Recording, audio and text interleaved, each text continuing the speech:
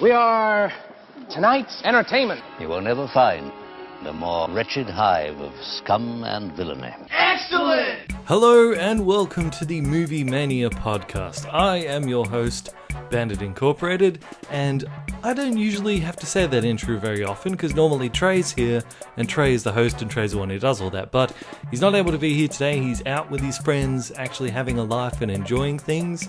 So here am I by myself, talking into a microphone like a crazy person. But fear not, because I have been able to get someone to fill in for the feature presentation of the video, an old friend of mine, Mr. Sunday Movies himself. Yes, we are in the presence of YouTube and podcasting royalty, although not in the present right now, because the feature presentation thing, we recorded that separately and I'll edit it in. So this is just me talking like alone all around it, so be prepared for lots of really awkward pauses as I try to gather my thoughts. Alright, let's jump into the movie news. Ladies and gentlemen, can I please have your attention? I've just been handed an urgent and horrifying news story. Cannonball! So top story of this week, undoubtedly, Alan Rickman tragically passed away because of cancer. Now, for the younger generation, will probably know Alan Rickman as Severus Snape from the Harry Potter series. Slightly older generations like me will know him as Hans Gruber from the Die Hard series. Really great actor. He's done a huge amount of work in his life, and he will be greatly missed. I did actually find online a pretty cool sort of salute to him, saying goodbye. It was like a picture, it was like a drawing, a cartoon of at a bar, and it's got Harry Potter and John McClane, and they're kind of clinking their beer mugs together saying, "Here's to the best antagonist that a protagonist could possibly hope for." So you will be missed, Alan Rickman. May he rest in peace. Also, in other news, the Oscars nominations came out for a lot of this week, and I was very, very happy to see the Oscar nominations because Mad Max Fury Road made one hell of an impact. We'll have to see how much they actually win, but to let you know, this is all the things that Mad Max Fury Road was nominated for. Best Picture, Best Directing, Best Costume Design, Best Makeup and Hairstyling, Best Production Design, Best Cinematography, Best Sound Editing, Best Film Editing, Best Visual Effects. Oh yeah. And it's funny because, in so many of those categories, the Force Awakens isn't there. No, it's not. No, oh, wait a minute. Force Awakens does share a couple of categories with Mad Max Fury Road. Sound editing. Sure, I guess the TIE Fighter sounds was all good. Film editing, yeah, there was no bad edits in, the visual stuff. And visual effects. Now that's deserved. Visual effects, definitely, because, even though the visual effects in Mad Max Fury Road were also pretty good, so Fury Road did get a nomination in a category that Fury Road didn't, which was Best Original Score, which, of course it's going to get that. It's got the Star Wars theme. Of course it's going to get Best Original Score. It's really not even that original score, but anyway, yes. So we'll have to wait and see who wins what in the Oscars, but I really hope Fury Road gets Best Picture, because I really do believe it was just overall the best made picture of the year. Okay, speaking about the Oscars, Quentin Tarantino just recently said his views on his goals in terms of Oscar and stuff that he wants to win, because he's kind of upset that Hateful Eight didn't get as much Oscar love as he was hoping it would. But he said that his goal is to win the Best Original Screenplay category more than anyone else. Here's the actual quote from Quentin himself. I want to have more original screenplay Oscars than anyone who has ever lived. So much. I want to have so many that, 4 is enough. He did actually say that, by the way. And do it within 10 films. All right. so that when I die, they rename the original screenplay Oscar the Quentin. And everybody's down with that, right? End quote.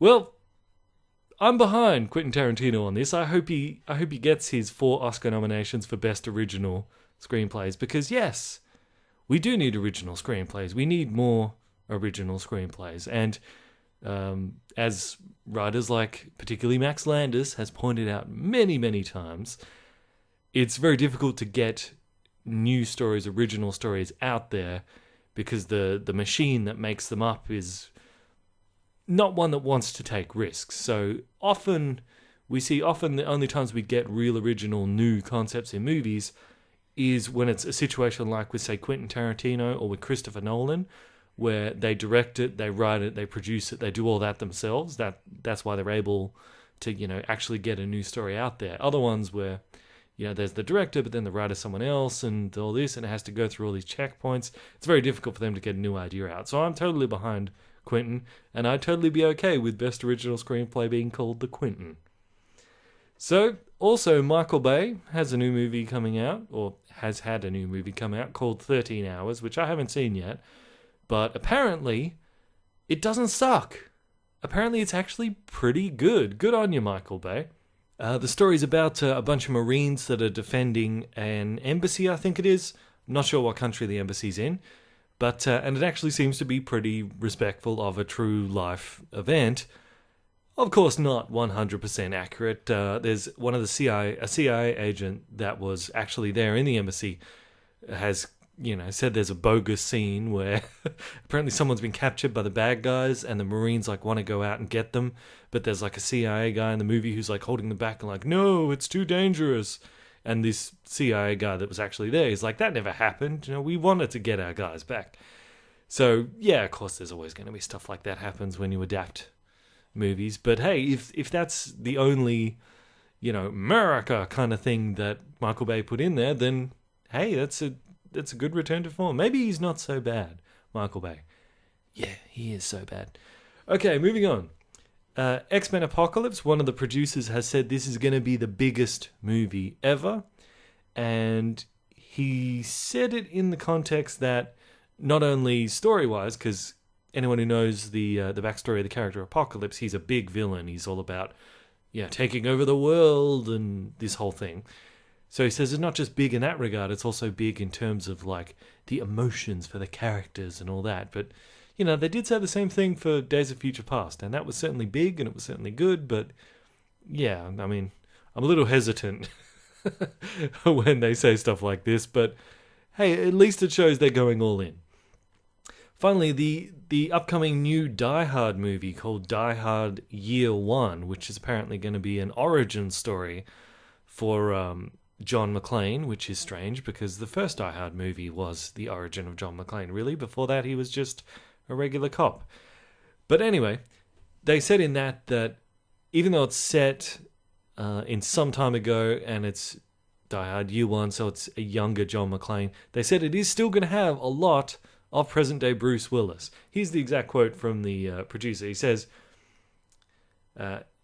he will be...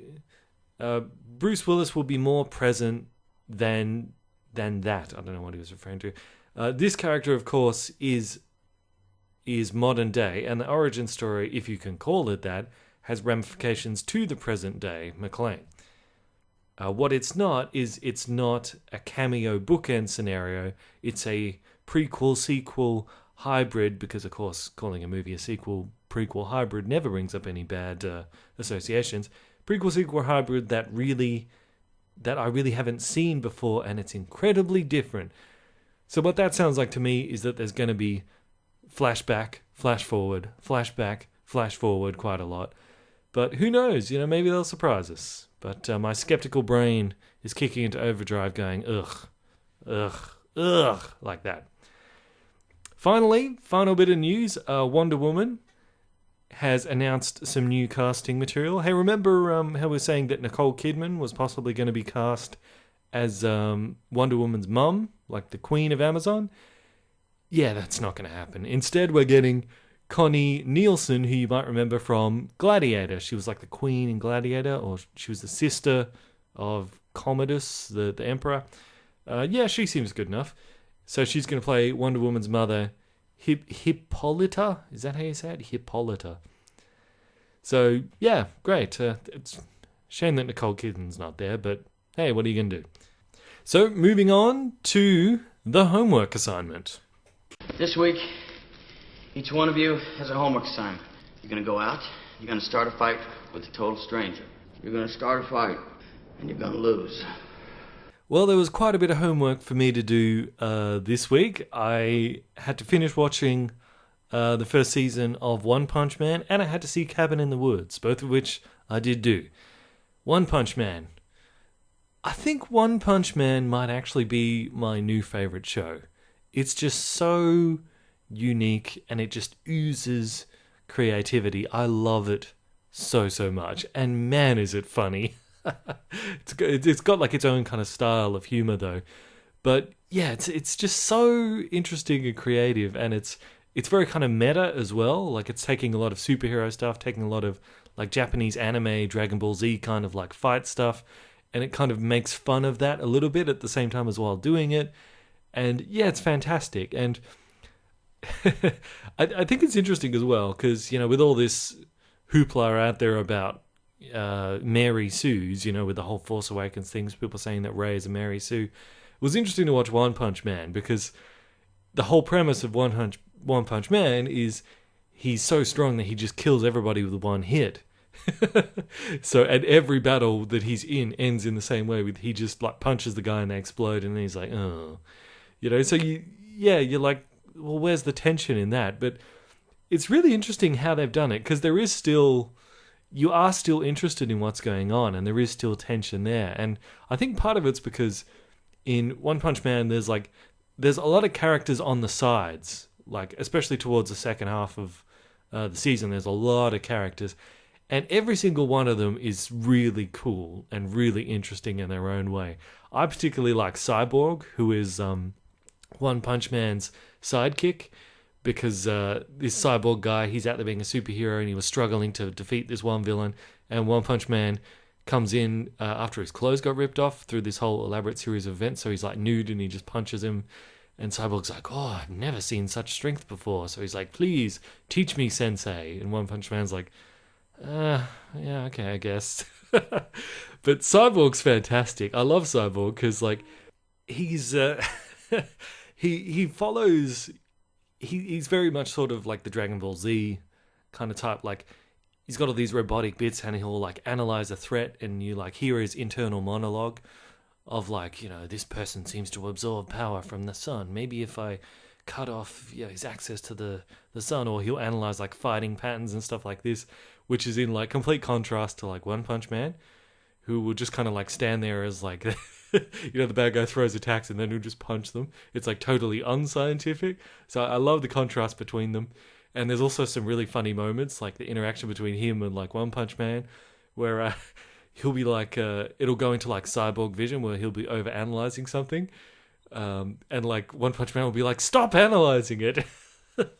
It's like, it's really good humor. And like when he goes into like his fight mode where he's like punching like thousands of punches per second, it's got this really cool techno music that comes in. It's like, and yeah, I really like One Punch Man. He's kind of like the straight man for a lot of the humor, but it's great. And yeah, so I think the whole Mary Sue thing for One Punch Man works because there's so many other characters on the side who like, they'll be combating a threat, and like they'll make it that One Punch Man doesn't get there, like, or he's taking time to get there. So there's still, the fight scenes are still intense because you care about the people that are there, and you know they're in danger until One Punch Man gets there, of course. And then even after like One Punch Man will defeat them, often there's like a lot of situations where, well, it's like, even because One Punch Man, he doesn't struggle in the actual fights, but he still struggles in other stuff in life. And that's why I think it works with this whole Mary Sue thing. Because, like, for example, in the second half, don't worry, I'm not going to give spoilers. In the second half of the show, Cyborg and One Punch Man, they join this superhero association. And because you have to be registered in order to get credit for whatever victories you get, you know? You have to be, like, sanctioned by this organization. And this organization's, like, a whole government bureaucracy around it, and it's hilarious because they've got all these crazy rules and regulations, which, even though One Punch Man is easily the most powerful superhero there, all these rules and regulations keep holding him down because they have ranks for how powerful all these superheroes are. And all these crazy rules keep One Punch Man down low. So it's like he's struggling with all this red tape, even though he's easily the most powerful one there.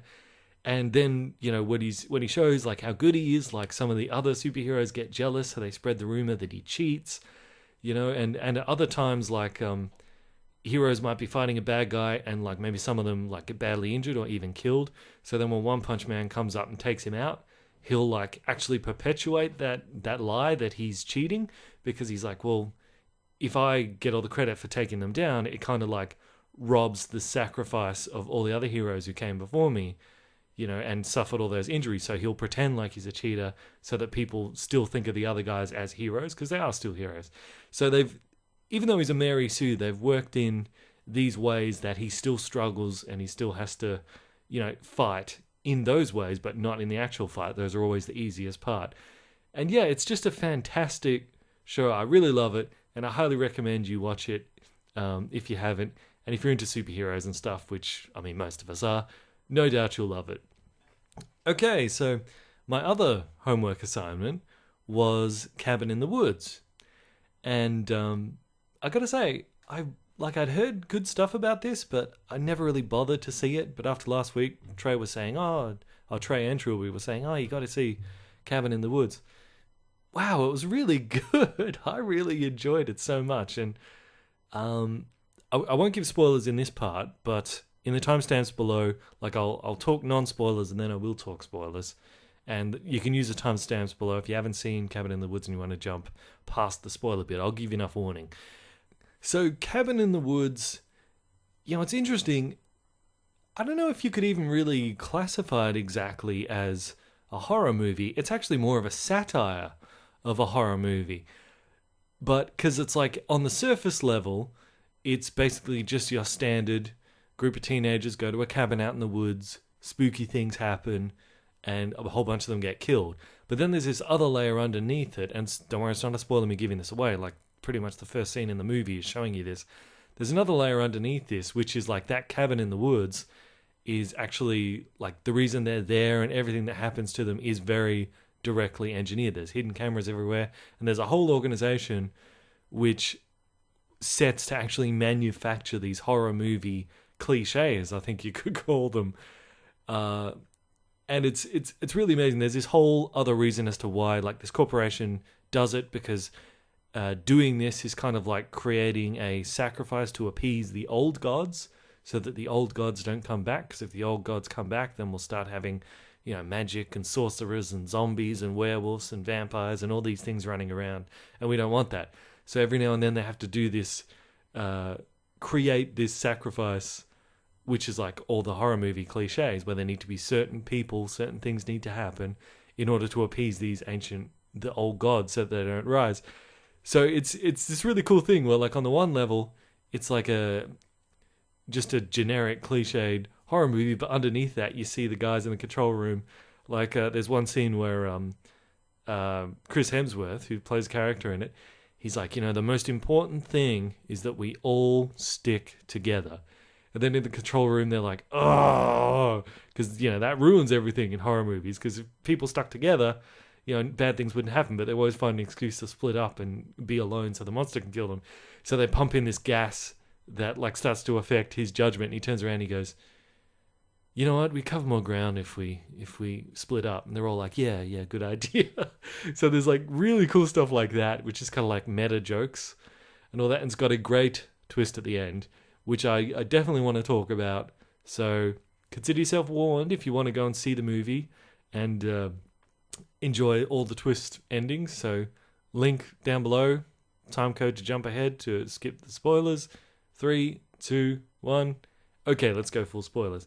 At the end, for those of you who've seen the movie, they have this whole thing of, I mean, you know, if you've seen it, they have this whole thing of there's different personality types that have to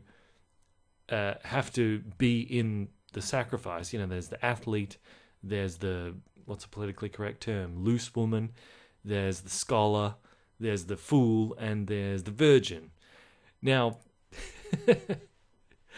at the end of the movie, I thought, like, it ended different to how I thought it was, and I'm convinced that there was a different ending than there was supposed to be. And I went online to see if I could find if there was an alternate ending out there, and I couldn't find anything rock solid to say there was, but I found plenty of other people who thought the same as me, which is because, you know, at the end of the movie, it comes down to the fool, which is the stoner guy, and the virgin, which is the girl.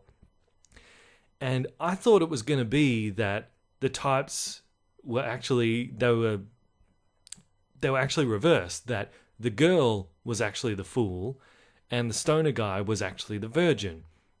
Because that's what I thought was going to happen. So when the girl gets mauled by the werewolf, because, you know, there's a whole thing, the virgin can't die before anyone else, or if she does die, she has to die last. So that's why they're like, you have to kill the fool, you can't kill the girl, because she's the virgin. But when she got mauled by the werewolf, I thought, she's going to die, and then it will be revealed that, well, she was actually the fool, and he was the virgin, so the sacrifice did succeed, and the ancients don't rise. I thought that was going to be the twist ending. And that was set up throughout the entire movie. The very first thing that happens in the movie is you find out that the girl who's supposed to be the virgin, her roommate says to her, you know, let's get to this cabin in the woods so you can clear your head because, you know, you had this whole thing where you were sleeping with your teacher. So right off the bat, we know she's not the virgin. And also, the guy who's supposed to be the fool is the biggest, he's the smartest guy there. Like, he's the only one who's not affected by all the tricks that they're doing to manipulate them. He's the only one that sort of figures everything out. He's the one who hacks in the elevator that goes down, and he's not a fool at all. And there's actually multiple times where, like, when he finds a hidden camera, like the people in the control center, they're like, how did he do that? He's supposed to be the idiot. And they said, I don't know, we screened them. So it was set up that they were swapped, that they got the titles wrong, but that kind of didn't happen at the end. So, but I think I'm positive that that's how it was supposed to be, because all the stuff was there to set up, and also that would link into a subplot that kind of was brought up but went nowhere. Now, if you recall, there was this whole thing where when a bunch of them try to flee back out through the tunnel, and they're like, why is the tunnel still open? It's supposed to be collapsed. And they go down and they jack into it, and they'd manage to collapse the tunnel just in time so they don't escape the dome. And then afterwards, when they think it's all over, they say to one of the boss guys says to the maintenance people, he's like, you know, you guys really messed up bad. And they said, hey, that wasn't us. You know, like a current came down from upstairs that sabotaged all our stuff so we couldn't blow it up. And he's like, oh, that's weird. And then they kind of forget about it. But the subtext is someone upstairs is trying to sabotage the sacrifice. So someone upstairs actually wants the ancients to rise. And then at the very end of the movie, we see that someone upstairs is Sigourney Weaver. So here's what I think. The subplot that got dropped was supposed to be Sigourney Weaver upstairs wants the ancients to rise for whatever reason. So she sabotaged the tunnel so that they could have gotten out and it would have ruined everything. And she also swapped the fool and the virgin around. Because remember, they kept saying, you know, he's a fool. How did he figure all this out? Well, it's not, because he's the virgin. And then at the end, when it's the two of them and Sigourney Weaver, she's saying to the girl, she's like, you have to kill him. You have to kill him. And that's because he was the virgin, and she wanted her to kill the virgin so the ancients would rise again. And even then, Sigourney Weaver goes in and tries to kill him.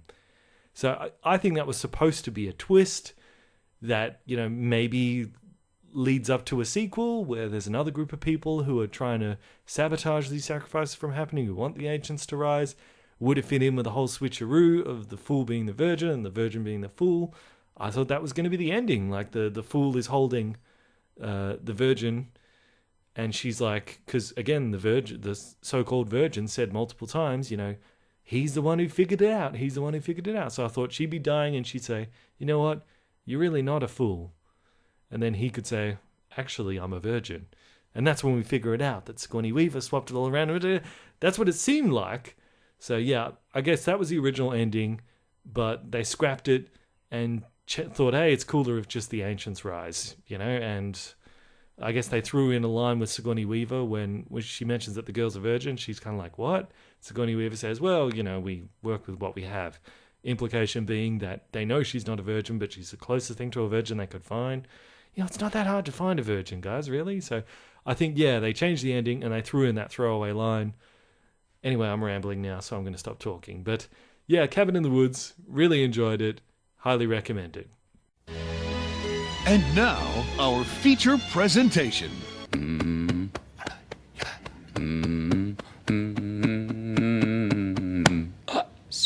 Well, ladies and gentlemen, our special guest for the feature presentation for this week is the one, the only, you know him, you love him, Mr. Sunday Movies.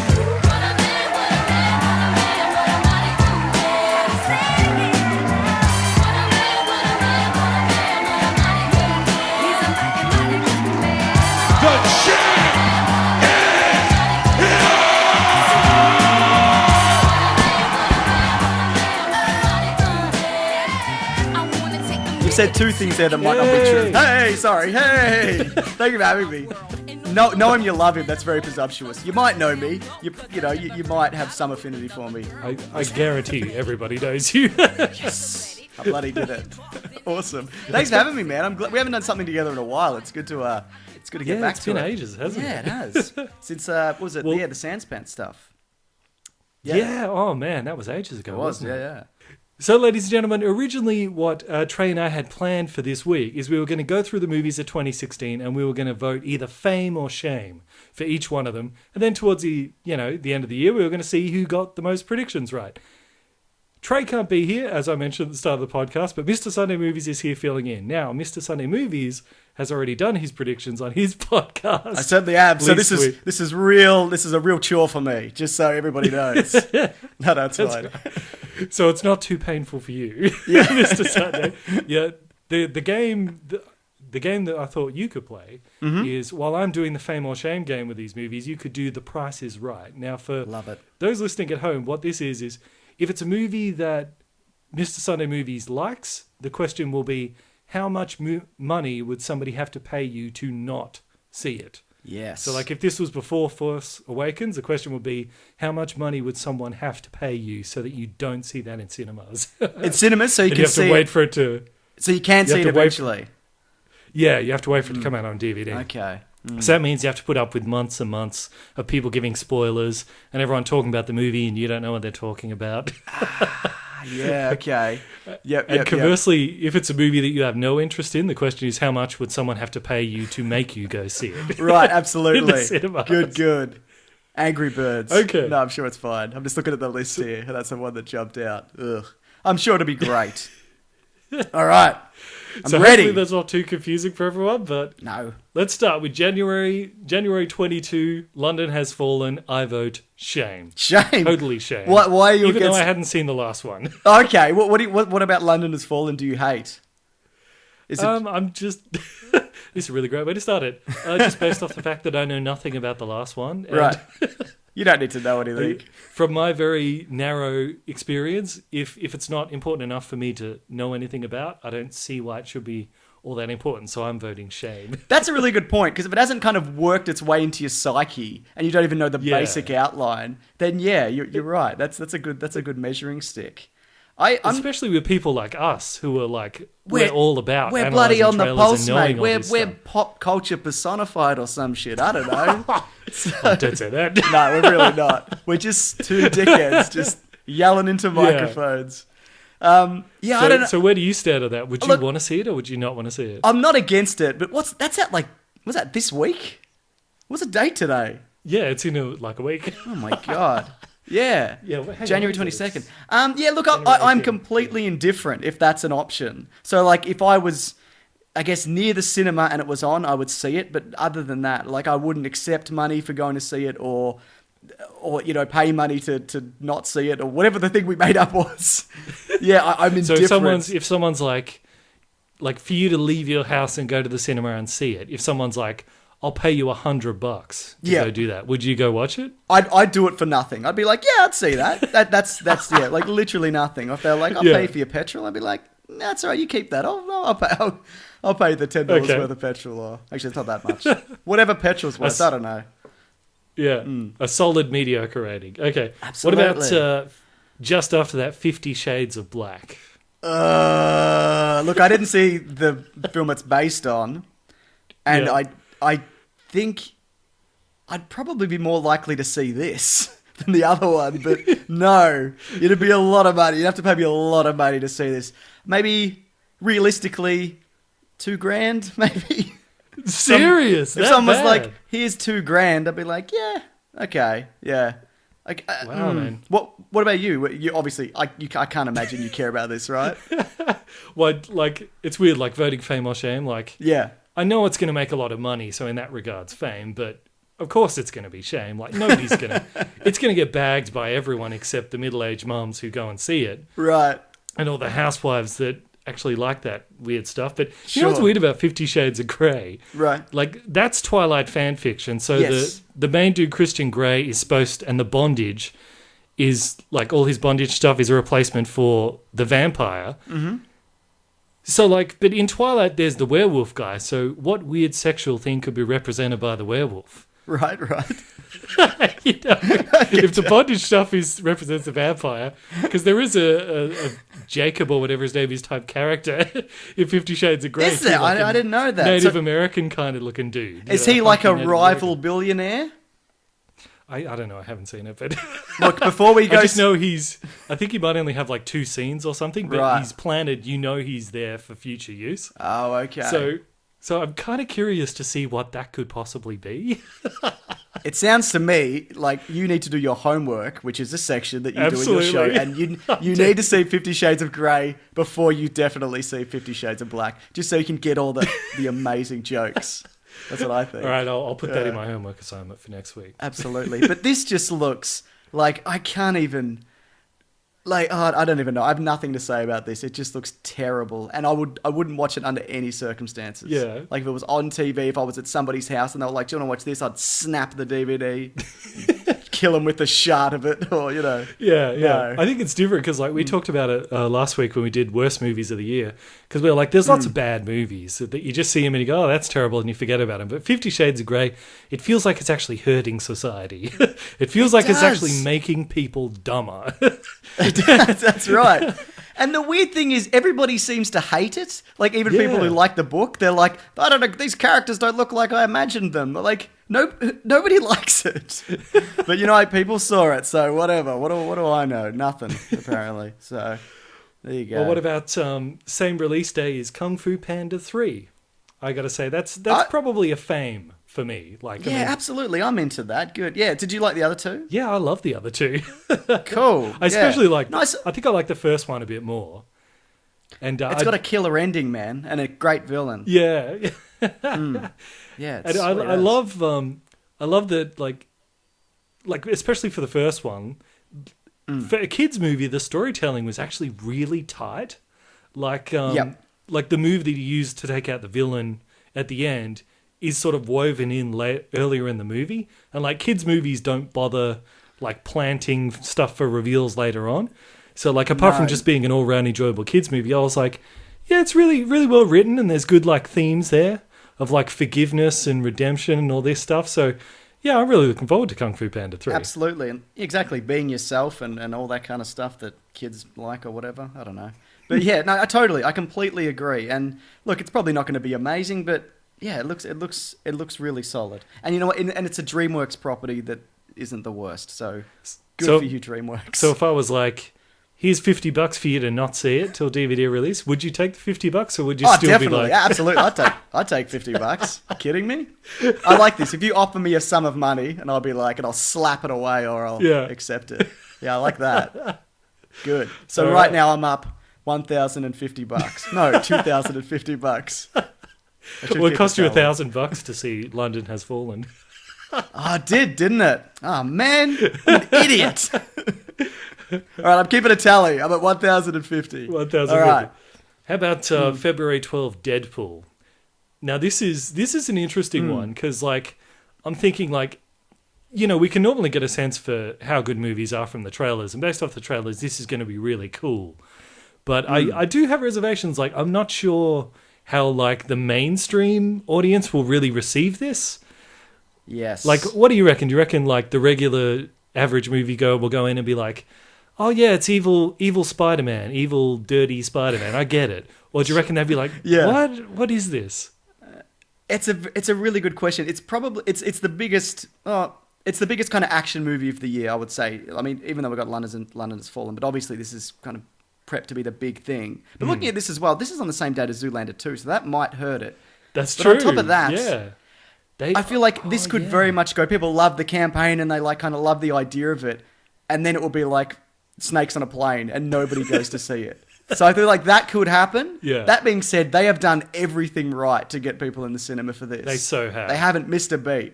Yeah. Really. Yeah. And like, I mean, what do you reckon? Talk about like coming back from the grave after what happened. I know, right? In Wolverine Origins. Yeah. Like, how often do you see like the same actor playing a character twice, but in like kind of it is totally disconnected. Well, I suppose not. It's the same company, but it's still kind of like its own thing. It is. It absolutely is. Yeah, there's no connection to that other character. Like, especially because they rewrote the timeline. So even like, chronologically or whatever you want to call it. Yeah, no, continuity-wise, that's the word. Yeah. Then yeah, it's something completely new. But speaking of two characters, a character who's played the same character, I'm going to start that again. An actor who's played the same character twice, but messed it up twice is Nick Cage with what's it called, Ghost Rider. Like they gave that a crack twice. That's true. Yeah. And at both times people are like, no. So, but this doesn't look like it'll do that. Yeah. But actually, you make a good point though, because it is released on the same day as Zoolander 2. And like, is that just in Australia or is that everywhere? I don't know. And we'll never know. I haven't done that much. Done that much research. Good. But I could definitely see in the spirit of podcasting, good. Yeah. I could definitely see people going, oh, Zoolander 2, I don't want to watch that stupid humor. I'll go see this superhero thing. And then just be like, what? yeah, you're right. Yeah. Which would be hilarious what for the rest done? of us. But yeah, I'm going to go with an overall fame, I reckon. Yeah, totally. How much money are you offering me to see it or not see it? How's that work? I don't know.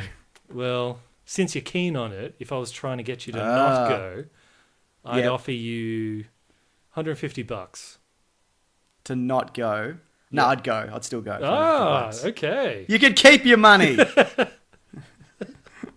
That's awesome. That's a good endorsement. Yeah. Absolutely. Yeah. No, I've been looking forward to it. And you know what? I was the first person, or not the first, one of the first people to be like, they're going to fuck this up. Like, again. But look, everything points towards them not having done that. But we'll see, you know? Totally. What about Zoolander 2? You keen for that? Yeah, well, you know what? It's funny. I was watching Zoolander 1 just today, and it's still pretty good. Like, I remember watching that when I was a teenager. It does. It really does. And look, not all of it, obviously. There's a weird Donald Trump cameo at the start. I was like, oh, that's unpleasant. Is there?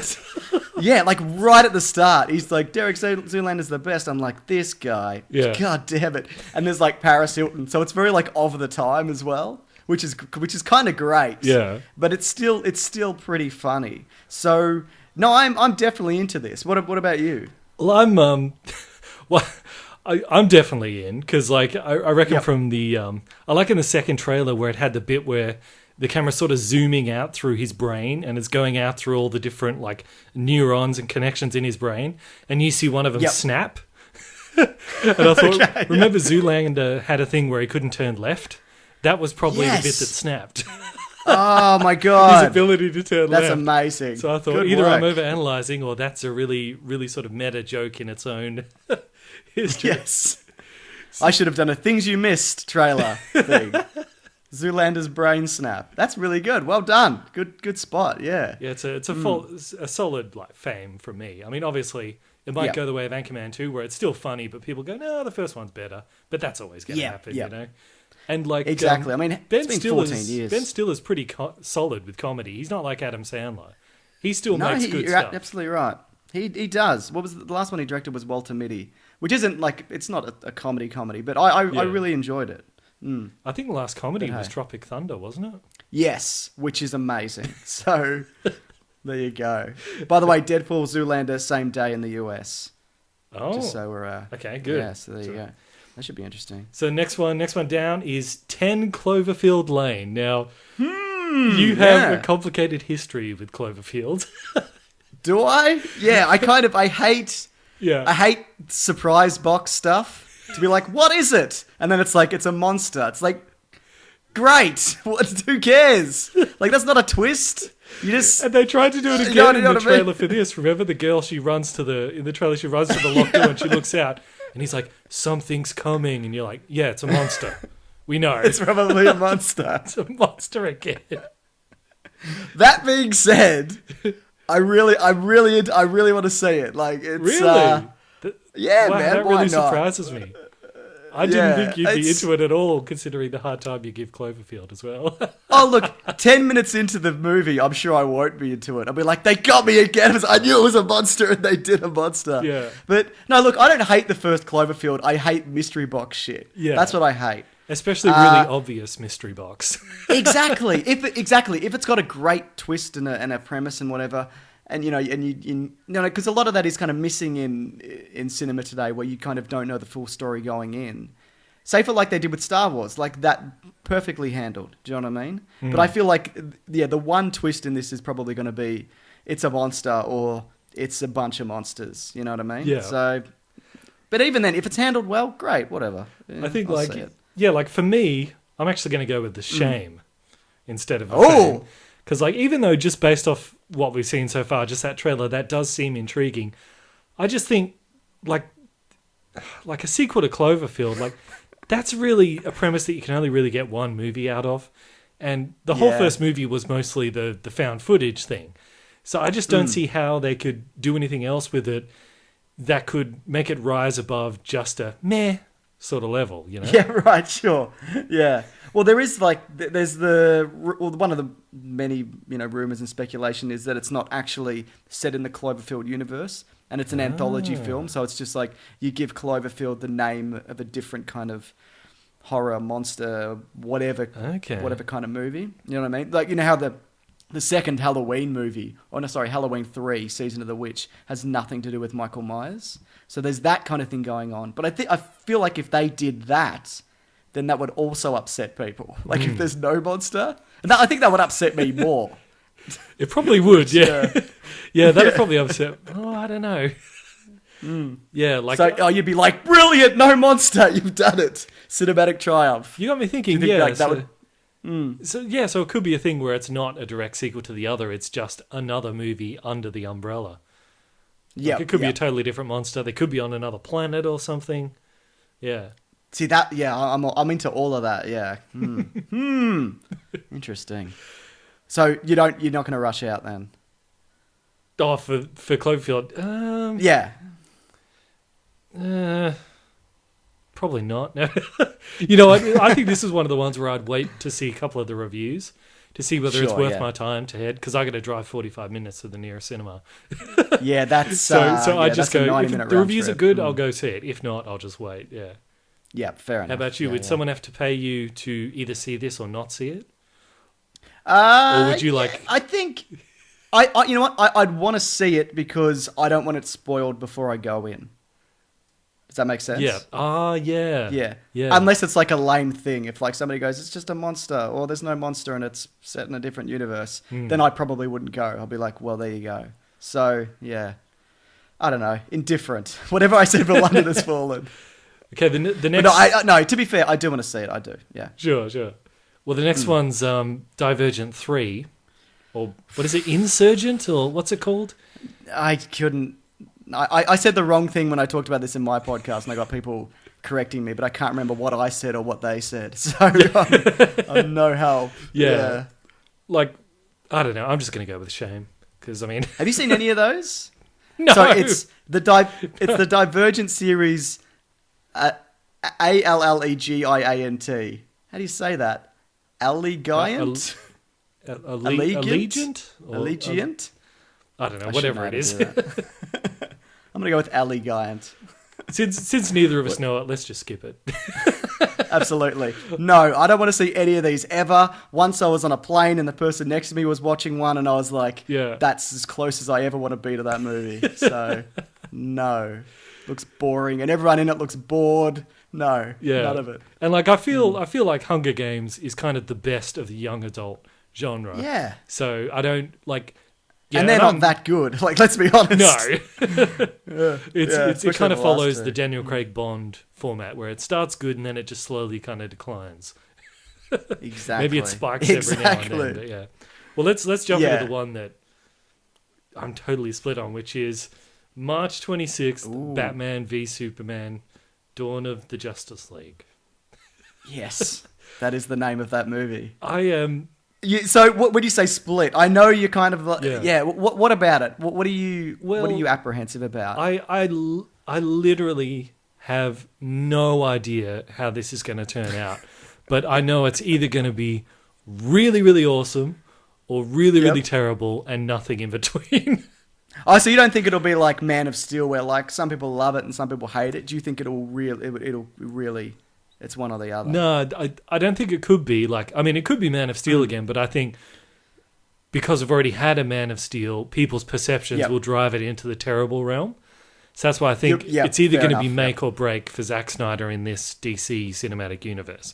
I think if he messes this up, they'll boot him and they'll get George Miller or someone else to carry on. And let's hope it's George Miller. That'd be great. That would be great. I'm very much in two minds about Zack Snyder. I like a lot of his movies, but I know he's not. I don't feel he's the strongest writer. So it really this all comes down to script for me. And having seen so much of it already, I totally see what you're saying. That being said, I cannot wait to see this movie. Oh yeah, like, good or bad. Same here. There's nothing that could keep me out of that cinema. Because I don't know though. I don't know how it's going to turn out though, because I keep going back and forth. Because like on the one hand, you got that they spoiled the whole Doomsday thing and the fact that they're even doing Doomsday, but then on the other hand, like they got stuff that I really liked. Like I love the bit where the Batmobile bounced off Superman. Exactly, that could have been great. You know what? They should have just released that clip. Like, you know how they kind of released two clips from different perspectives? One where Batman's in the car. You slap that together, you release that clip as a trailer. Yeah. And then you have a quick montage of fights or whatever. I don't know. That is perfect. You get the sense of, like, their relationship. You don't spoil the third act. What are you doing? I wonder though, like, sorry for yelling. No, it's fine. Yell as much as you want. But I think also like, if they, because we know now that they've brought in Doomsday, that's distracted people a little bit from the Batman versus Superman fight. But for me, that's the selling point. It's not Doomsday, and like if they go in like, even though I'm a Superman fan, I know. They're probably, if they are going to have a definitive winner, it's probably going to be Batman. I understand the reasons why, and I'm fine with that. But I think the thing that would annoy me more is if they go into the fight and they have Wonder Woman step in and stop the fight before we get a clear victor. That will make me so angry, because I'm like, this is called Batman v Superman. The whole point of this is to see them fight, and I really want them to give us a clear victor and not cop out and try to make it a draw. I don't know, how do you feel about it? Yeah, I feel everybody's going to be upset regardless of how this fight turns out. I think in my mind, the only way it could kind of work for me in particular is if one of them, either Batman or Superman, gets the advantage at the last minute, gets the other one down, goes to give the killing blow or the knockout blow, and then stops themselves. I think that, because you can't have one of them like decapitate the other, obviously. But I want a clear kind of. I wouldn't mind a clear winner, or at least one that's edges out a little bit more at the end. It's gonna be divisive no matter what happens. I remember Nick Mason on your podcast like ages back. He mentioned it, and I think it's the perfect formula, which he had, which I stole and used for one of my videos. Sorry, Nick Mason, but he said, "Nah, fuck him." But he said it'd be great if like Batman and Superman. They have like two fights. Like the first time they meet, Batman's not prepared and Superman just totally overpowers him. Then Batman goes away, does all his research, gets prepared, maybe figures out kryptonite, comes back in the second half, then he gets the win over Superman. And that's the way to do it, because you show that a regular man, if he's prepared, can possibly get a win over Superman, but the other 99 times out of 100, it's going to end up like the first time. I think that's the only way you could come closest to satisfying everyone, because it's realistic. Like, most of the time, you'll be taken out in a second. I'm all for that. Yeah, I don't remember him saying that, but he's right. You're right. You know what? You're right. You can take credit for that.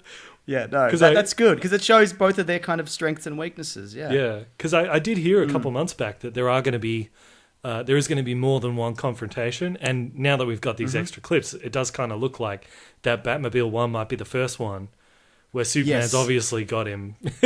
He's obviously beaten him. You know, he doesn't hit him or anything, but he's obviously beaten him. And then there's the fight in the Batsuit later on.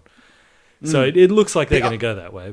But that, if it's just a car crash, like, that's not a fight. You know what I mean? When he says, you know, do you bleed? You will. I want Superman to land again and then go, what did you just say to me? Yeah. And then it's a punch in the mouth or whatever, you know?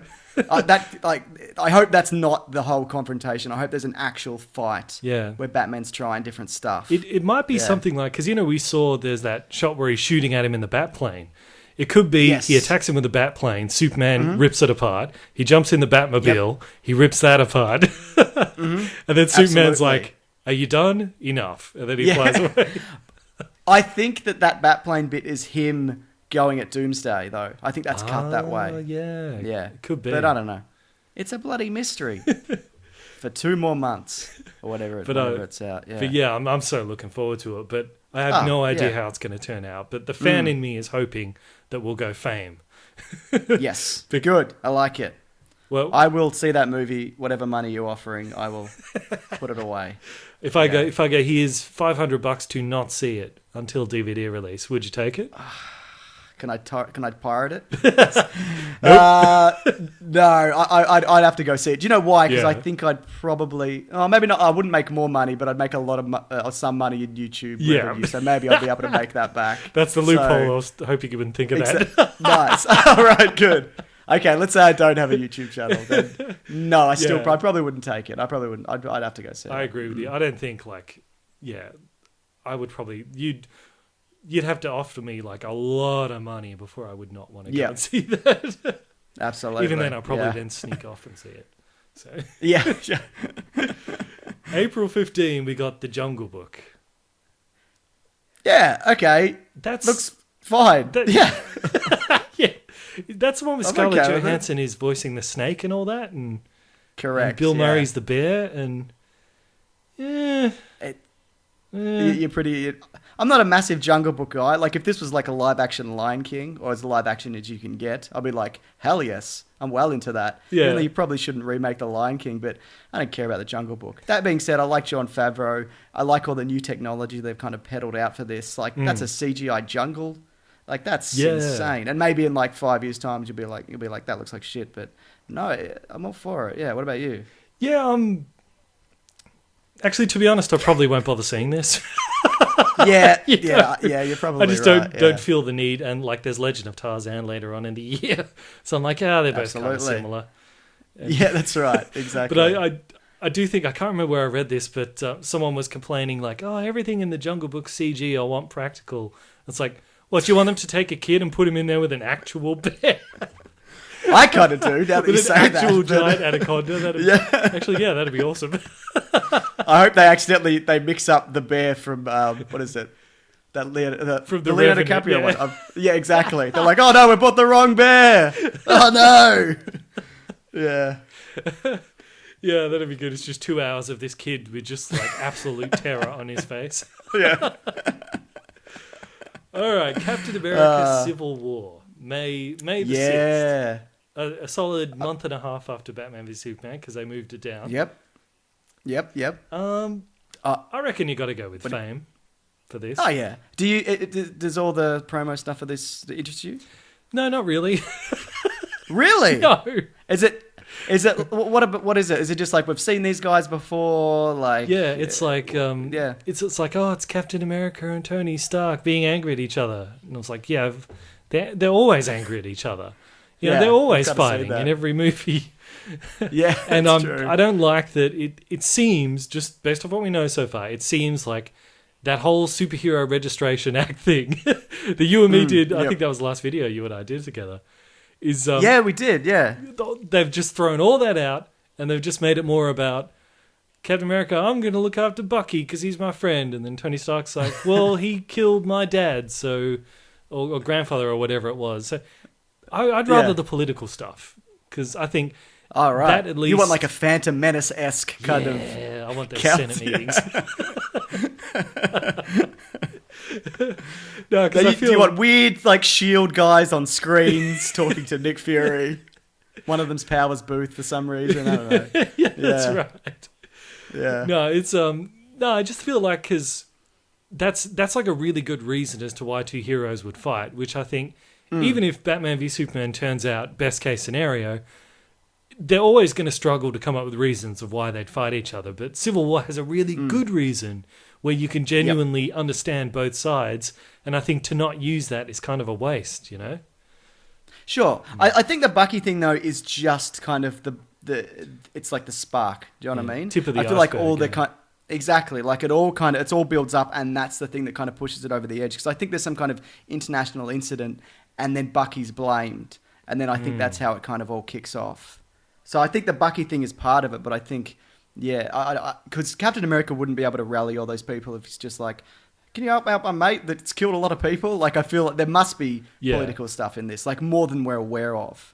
Yeah. I'm hoping there is anyway. Yeah, I hope so. Will be good to see Crossbones back. Yeah, absolutely. But I know he didn't film for very long though, so yeah, I don't know. I think he's going to be in a little bit maybe at the start and then kind of disappear, but... Okay. He's one of the few Marvel villains that didn't get vaporized or whatever happens to most of them. But yeah, do you I was going to say I think there's going to be a big death in this as well. Yeah. So yeah, that's kind of why. Black Panther. Thanks for coming, Black Panther. Now you're dead. Now you're dead. Yeah. So, like, why I think it might be Captain America because you can bring him back with Infinity War. Yeah. With the the Infinity Gauntlet, but. Yeah, if it's a major death like him or Stark or even Rhodey, then that would be interesting. I think it's very likely. I just hope they resist the Marvel temptation to bring them back by the end credits again, which they seem to do in every movie. Yep, exactly. They need to make death matter in this universe. Did you make a video on that once? Yeah, I think I did. I've seen a video. That rings a bell. Yeah. Yeah, sure. Well, yeah, I probably did. Yeah. Yeah, and I think so. Sorry, go on. No, no, you go. I'm good. All right. Well, I think I don't know what I was going to say. Like, I'm kind of glad that Josh Whedon stepped aside a bit because I think one of the things that people liked about Winter Soldier was, is it the Russo brothers who made that? Whoever made it. Yeah, but people liked Winter Soldier because it felt like it really changed the rules of the game and it really had an impact on the MCU. And then Josh Whedon came along with Avengers Age of Ultron and changed everything back again. So I'm hoping that Civil War can get us back to that where big changes happen and they actually carry over and matter. Because I think now that the Marvel Universe is into stage 2 or 3 or whatever we're in, it's not enough to just have like fun adventures with the characters. We need to actually see things change in the universe. Yeah, absolutely. Exactly. And I think they need to give, the audience kind of more credit and kind of let that happen. Because even people came into Age of Ultron and were still like, what's happening? Even though there wasn't really any kind of major changes, people were still confused. So just make changes. Who cares? Don't worry about it. People can wiki it later, Totally. So how about I'll offer you $500 to not see it. No, I'm definitely going to this one. Definitely. Okay. Same with Bat. I can't miss it. I really can't. And... What do you think will make more money? Oh, this and Batman. Batman v it's got to be Batman v Superman. Yeah. You reckon? Yeah. Don't you think? See, I initially, yeah, and look, it probably will, but I don't know. I feel like there's got a lot of kind of good faith built up in the Marvel universe, and that's true. I think this has kind of been marketed better. Yeah, definitely. And people don't know this Batman, which I guess is something, which might be a good thing going in. And or this Superman. Once. Exactly. We don't know either of them. Or this Wonder Woman. Words. Yeah, that's right. Or this Aquaman, or this Lex, or anyone, really. So, but maybe that's a good thing. Look, if you're going name brand alone, then yeah, Batman v Superman wins, but... looking at the history that's kind of been built up in Marvel, then yeah, maybe Marvel. Probably not, but maybe is what I'm saying. And if maybe like Civil War falls like in school holidays or something, like I don't know when the school holidays are, but yeah, if it falls there, then definitely, no doubt about it. Yeah, absolutely. All right, what about Angry Birds? Do you have any opinion on that? Because I don't really. I have no opinion on Angry Birds. That being said, I like a lot of the people who were. I can't remember who was directing it, but I remember thinking, okay. And I think Jason Sudeikis is in it, and I honestly don't think it's the worst idea. I think it might do okay. It's just not really something that I'm interested in. You know what I mean? Yeah. What about you? Well, you're indifferent, right? Yeah. I suppose. Yeah, I'm just a little bit curious to see how that actually turned that into a movie. I guess. Yeah, it's an island of. What is it? An island of birds that get taken over by pigs or something? I don't know. I'm just looking at the director here. Maybe he hasn't done anything. Maybe I'm just making that up. I don't know. Anyway, whatever. Yeah. I'm indifferent, but if it makes money, I can understand why. And if it doesn't, I can also understand why, you know? So, sure. Whatever works. All right. Well, May 27, X-Men Apocalypse. Okay, yeah. Yeah. What are your thoughts in general on the X-Men franchise? Well, I talked about this on my channel, and a lot of people don't like it when I talk about this, so I'm going to try to contain my snarkiness. But well, I'm going to try and get the snarkiness out of you, so this will be very interesting. It's like I'm mostly a DC Comics reader, but from what I know of the X-Men, it's all great. You know, I really love. There's like some real colorful characters and all that. Movies, not so great. And it's like. Really the only X-Men movie that kind of actually made me sit up and pay attention was X-Men First Class. And I think a lot of that was... that's also my favorite, yeah. Yeah, it's fantastic. It's so good. It really is, yeah. Yeah, and, it's great. You know, it sort of reinvented them in a cool new way. And Days of Future Past, I'm okay. I'm not sure about Bryan Singer. Yeah. No, I feel the exact same way as you. I think that they really made ground with X-Men First Class, and I like Days of Future Past, but that only really works because First Class is so good. Exactly, you get that amazing cast, and you know what I mean. And look, the idea of bringing the old and the new together, that's a solid idea, and it's a good movie. I do like it, but yeah. That being said, I am looking. I'm sorry, but like as a Matthew Vaughn fan yourself, I know you'd be interested in this, but with Days of Future Past as well, Bryan Singer only came on like 5 months before they started filming. Yeah. So it was already already like 90% complete, and that's all because of Matthew Vaughn. So the stuff that works in Days of Future Past wasn't necessarily Bryan Singer. And I understand movies are collaborative and all that, but that's why I think with X-Men Apocalypse now, it's kind of Bryan Singer's chance to prove that he has something new to bring to the table now, because like he did the first couple of X-Men, people liked it. He left, kind of bombed at everything he did, so now he's like come back to like his sanctuary of the X-Men, and I think he needs to. Now I feel like he needs to earn his place, though. I don't think he should get an automatic seat, you know. And just before earlier today, like when I was looking up online, one of the producers was saying, "Sorry, go on." Yeah, Pirate Bay, my old friend, is.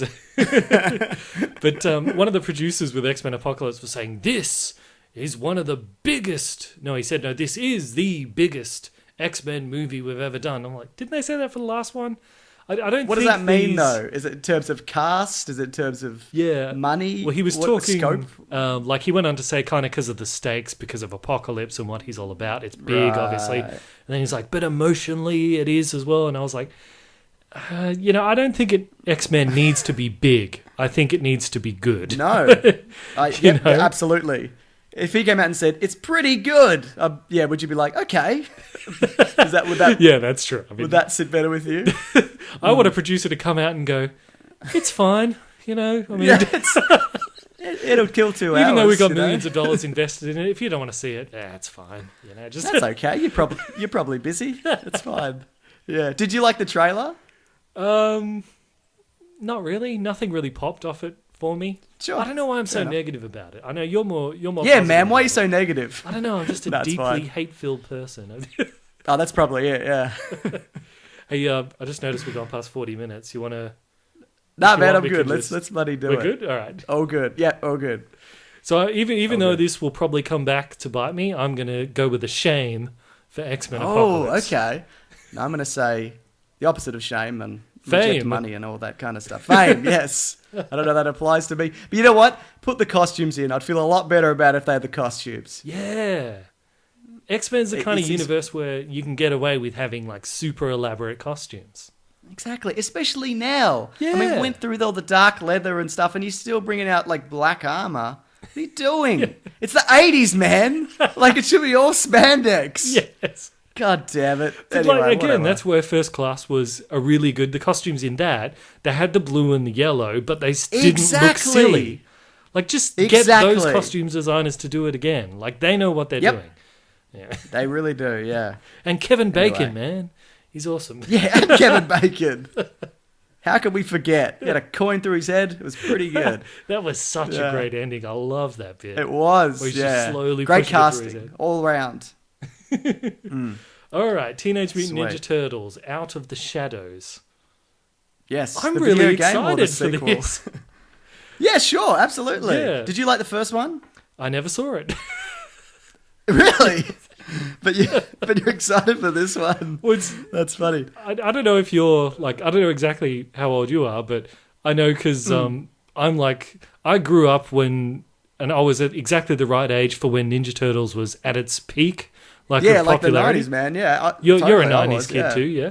I'm a 90s Yeah. kid, totally. So, yeah. so tell me if you feel the same way, because like, even though I feel like I was like the OG Ninja Turtles fan, I didn't feel like obligated to go see the first one. Were you the same way? I didn't see it. Yeah, I have seen it since, and That's weird, isn't I was it? surprised the hate that movie got. But I watched it, and I'm like, it's fine. And the other thing is, it's not for me. It's for it's for new, like, because there's a new Nickelodeon show. It's a lot of people really like it. Like, it's not for somebody who watched it in the 90s. It's also for kids. This one looks like it is for me. Like, that's what it does. You don't want to That's see a what it dark looks and like. gritty Ninja Turtles? You know what? The Each first got a Ninja Turtles, tragic which is backstory of... sure, they've all got the same backstory. It doesn't make any sense. That's true, yeah. But yeah, that would be pretty amazing. I always wondered why Raphael's like the most angsty. It's like, dude, you've all been through the same shit. Lighten up. Yeah. You know? Were you But Raphael anyway, as a kid? I was originally Leonardo, and then I went to Michelangelo, but Yeah. now I'm back to Leonardo. And Mason says I like Leonardo because he's boring. So, what about you? I figured you'd be a Michelangelo, but surprised you Sure, weren't. yeah. I guess, yeah. Yeah, well, I was Donatello. What? Nobody says that. No, I like Donatello because he was kind of like the peacemaker amongst like Yeah, his yeah, brothers. fair When enough. like Leonardo and Raph were like at each other's throats, he'd be the one who'd kind Yeah. of like, like Michelangelo would try to like diffuse it with humor and stuff, but Donatello would be Yeah. the one who'd try to get them to work it out. And yeah, I liked him. Absolutely. Like, he was kind of more. He's the kind of guy that if they weren't all trained to be ninjas, he'd kind of be okay with not fighting. Like his staff is Yeah. the only one that's like not really lethal. It's not like a sword Yeah, or that's a anything. really good point. So yeah, I just kind of liked him. Plus, he's nerdy and. Yeah, that's true. I don't really hate Donatello. It's just that you don't really hear people say Donatello that much. No. Well, I'm That's excited good. for All those reasons are sound. I'm excited for TMNT too because it looks like they're Yeah. going all in with the wackiness, and we're probably going to get Krang, which is awesome. Yes. Oh man, Absolutely. What's he going to look like? Yeah.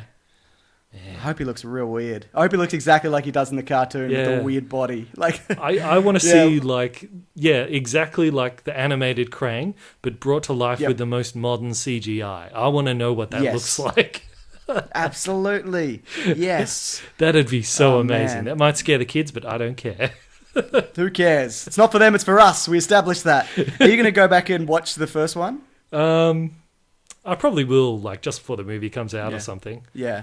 But Look, it's okay. I don't want to be like, it's great. Sure. It's fine. It'll- It's not as terrible as people say it is. It's fine. Are there any like story threads that sort of carry over? Like, isn't Shredder?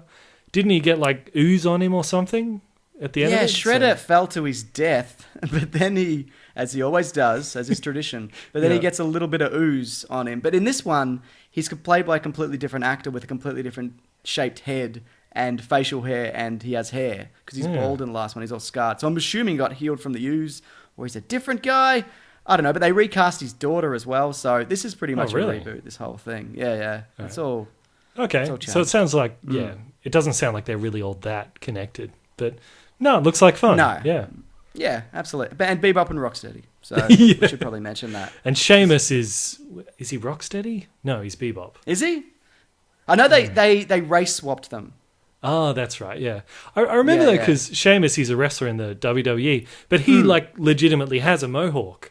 But then when they mutate, he becomes a mutant that doesn't have the mohawk. What's going on? So I was like, oh, really? I thought they'd swap it around, but anyway. Yeah. What a missed opportunity. Yeah. All right. So if I offered great. you $50 to not see it, would you hang back till the DVD? Yep. Boom, done. In your face, Yeah. Michael Bay. Yeah. That's right. In your face. Next With one your billions is of June 10th, Warcraft.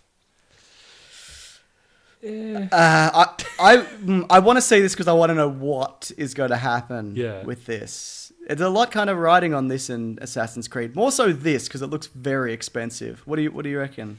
Yeah, I think like when I saw the trailer, I was like, okay, we've got orcs and humans about to feud, but then there's like good ones on each side, or like trying to bring peace, and I'm like, isn't that Dawn of the Planet of the Apes? It sounds like it looks like exactly the same story, and I was like, I don't know if they could do it better than they did. No, you probably hosed down the same mocap suits. Like, come on. Yeah. Yeah. But I was wondering though, because I saw it and I was like, the orcs are really big. Like, there's one where he throws a horse. And like, I know in the game, they're not supposed to be that big. They're just like, they're a bit bigger than humans, but they're still they're like Lord of the Rings kind of size. Okay. Did you play the games? See, again, I'm showing my age, but I played like the first game when it came out. No, I remember, of course, man. 90s stuff, man. But I remember playing it as a kid. I was like, oh, this would be a good movie. So I'm curious to see how they do it. Yep. Yeah. Absolutely. So, but you haven't kept up with the Warcraft lore. No, not really. Like, how about you? Yeah. You played them? No, I mean I played probably Warcraft 2 the most, but I didn't own it. I like Dungeon Keeper, but that's not really relevant to this. Yeah, I know. Look, Duncan Jones is doing it as well, and he's I have a lot of faith in that guy. He's had two pretty good movies, great movies, I should say. Yeah. So yeah, I hope it's good. Yeah, I'm going to go with a shame for that. I don't think it's going to lift itself out of mediocrity. I've got high hopes for Assassin's Creed. I think that might be the one that saves it and turns the tide for video game movies. But until they fuck it up in the next one. Until Resident Evil 8 or whatever they're up to. Yeah, isn't it amazing? They're the only video game movies that are still going. I know, right? And you know what? I don't hate them. Yeah. All right, Finding Dory, June 17th. Is it too late to have a sequel to Finding Nemo? Yes, and I don't care about this movie. Really? I liked the first one. Nah, don't really? care. Yeah. Oh my god! I don't know what it is. Sorry, go ahead. Nah, it's no. I just don't. I'll eventually see it, and if it turns out that it's amazing, I hear that, then I'll go in and see it. But no, I'm not. I don't think Pixar are the tour de force they used to be, which is fine. Like they still have great movies, but no, I'm definitely not going to rush out to see this. What about you? You seem surprised, and maybe angered. Not angered. That's not the Finding Nemo way. That's true. No, but I always thought that like Finding Nemo was like one of those Pixar things that everybody loved, but it had such a level that just off that alone, everyone would go see Finding Dory. Right. Not that. Yep. Sure. I mean, sure, making sequels based off comic relief side characters doesn't have a great track record, but no. Pirates of the Caribbean. Yeah, that's right. Yeah. I don't know. For this one, I just somehow feel like there's just no way this could suck. And I don't know why I feel like that, but just for some reason I'm like, yeah, it's guaranteed to be good, which is definitely not a way that you can set up for being disappointed. No, not at all. You should go with that. You should yell that out before it starts. But guaranteed. I wonder because they say with Pixar how it all started where they're all like having coffee and they were like brainstorming ideas and writing them on napkins, and it's like all their best movies. And I can't remember like all the ones that were written down, But they ran out of them. That napkin's run out now. So people are like, maybe now that's the end of Pixar's best point. But that's like I understand, but that doesn't. I don't believe in it. Like, you can still make Inside Out probably wasn't on that napkin, I'm assuming. You know? Oh, there yeah, can still that's be other true. good ideas. Oh, I love that movie so much. Yeah. Yeah, exactly. And I didn't see Good Dinosaur, but by all accounts, it's fine. So if I paid you $75 to go see Finding Dory, would you see it? Yeah, definitely. Yes! Definitely. I'm not against it. I'm just like, you know what? I want to know if the Willem Dafoe fish died in that bag. That's what I want to know. That's right, yeah, because they did eventually get out in the end. Yeah, and I want to know if Rove's going to be in it again, like he was in the last one. Did you like the cool 90s surfer turtle? Nah, nobody liked that guy. Yeah, I guess. I liked his kid, I guess, but no. That was a weird bit. That felt like, from a different a different movie. Yeah, it did. And, like, they all Australian or American. What is it? It's in the Barrier Reef, but they got American accents. Yeah. I don't know what's going on. Yeah. And I love the Wallaby Way, Sydney. It's like right. Yeah. Like, that's an Aussie sounding thing. Yeah, exactly. But no, I like the first one. Sure, it'd be fun. Sure. Well, next is Independence Day Resurgence. Now, yes. Your podcast that just came out. I was listening to it, and I just got up to. Oh no, it was the one from before. Yeah, it was because there was that, and then there was sorry, I'm just all right. Independence Day Resurgence. Okay, it's fine. So I remember in that you were saying that you're curious to see how they're going to follow on from the last one. Yeah, totally. Yeah. I mean, and before the trailer, I was like, why are they doing this? And then I saw the trailer, I'm like, oh no, I get it. This actually could be something. Yeah. Yeah. Especially if it's maximum Jeff Goldblum. You know what I mean? Yeah. Well, what about you? I actually, because like a few months back, I was going to do a Independence Day Resurgence How to Do It thing. So I was out looking at stuff online. But I found out so much stuff about the movie that I actually feel like I know literally the whole story of it already. Oh, and, okay. I won't spoil it, but it's not much to spoil because the director himself in an interview just came out to say, this is basically the first movie again. We're just making it bigger. Oh, good. It's basically fantastic. He's following the Jurassic World and the Force Awakens formula. You just do it like the last movie. The best of the last movie and just make it bigger and more sparkly. But I think I don't like any of that. But I think like the premise of it though is that the aliens that showed up in the first movie, they're supposed to be like they were just settlers. Like they had some like weapons and stuff, but they didn't expect any real resistance. So after they got beaten up, the guys that show up now are like the proper military, and they're like, now we're going to get you back. The ship is like as big as the Earth or whatever. Yeah, I remember you said that. Is it really the size of the Earth? It's what it looks. It looks like it's covering continents. It does. But, yeah, it does look like it. So does that make you more or less excited for this? I'm less excited for it, but okay, fair enough. Yeah. But what do I know? I mean, I was less excited when they showed the. I was less excited when they showed the Starkiller base in the trailer, and that's like the most popular movie of all time now. So yeah, look, I still don't think the Starkiller base was a great idea. So you know, yeah. So this is what we're going to be getting now, is it? We're just going to get the same movie from 20 years before. Yeah, great. Pretty much. It's going to be a fun trend to ride out for the next 10 years. Fantastic. Gee, I wonder what they're going to do next. Oh, yeah. So we got Legends of Tarzan. I'm indifferent. Are you indifferent? I'm totally indifferent. Okay, I couldn't let's be move on. More indifferent. The BFG. I like the BFG. I like the book. Yep. I like Roald Dahl, but I'm kind of indifferent. Yeah. What about you? I actually, because like, I like most kids in my school, we all read BFG at a certain point in school. Sure. Yeah. Even though the only thing I can remember about it is that when she's talking to the giant, they have this conversation where like the social implication of burps and farts are reversed, because Roald Dahl's thinking is like farts offend people, burps are funny. And so in the book it's swapped. I don't remember that at all. The giant thinks it's the other way around, that farts are funny and burps are really offensive. And I'd say both are really funny and both are really offensive. I was going to say, yeah.